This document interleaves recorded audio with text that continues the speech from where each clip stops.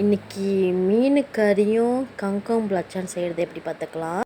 கங்கங் recipe வந்து ஊசி மிளகாய் வெங்காயம் பூண்டு கொஞ்சம் இஞ்சி நெத்திலி பிளாச்சான் எல்லாத்தையும் இடிச்சிக்கணும். அப்படி இடிச்சது எல்லாத்தையும் இதில் போட்டு வதங்கின பிறகு அதுக்கப்புறம் பழுத்த மிளகாவை ஆட் பண்ணிக்கலாம்.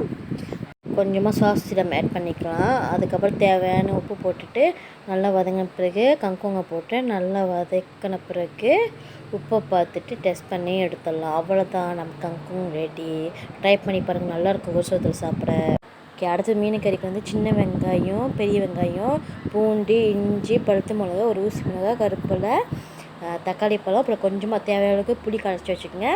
அப்புறம் வெந்தயம் பெரிய சீரகம் சின்ன சீரகம் கடுகு கத்திரிக்காய் வெண்டைக்காய் இந்த வெந்தயம் சீரகம் எல்லாத்தையும் போட்டுட்டு வதங்கின பிறகு அப்புறம் இஞ்சி போட்டுட்டு அதுக்கப்புறம் சின்ன வெங்காயத்தை போட்டுட்டு அப்புறம் பெரிய வெங்காயம் பூண்டு எல்லாம் வதக்கின பிறகு அப்புறம் கருப்பில் பழுத்த மிளகா ஊசி மிளகா எல்லாத்தையும் ஆட் பண்ணிட்டு நல்லா வதங்கின பிறகு அதுக்கப்புறம் தக்காளி பழம் போட்டு அதுவும் நல்லா வதங்கின பிறகு கொஞ்சமாக மஞ்சத்தூள் மல்லித்தூள் நல்லா வதக்கிட்டு அதுக்கப்புறம் மீன் கறி தூள் நான் ஒரு சாப்பிட்ற கண்டி 8 கண்டி போட்டு அதெல்லாம் வதக்கிட்டு நல்லா இந்த மாதிரி கிண்டி எடுத்த பிறகு தான் கரைச்சி வச்ச புளி தண்ணியை எடுத்து ஊற்றிக்கிங்க.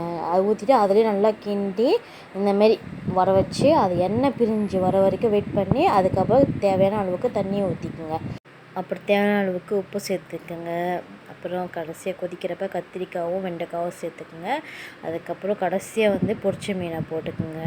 நான் எப்போதும் வந்து மீன் வந்துட்டு பொரிச்சு தான் கறி வைப்பேன். அது டேஸ்ட்டாக இருக்கும், ட்ரை பண்ணி பாருங்கள்.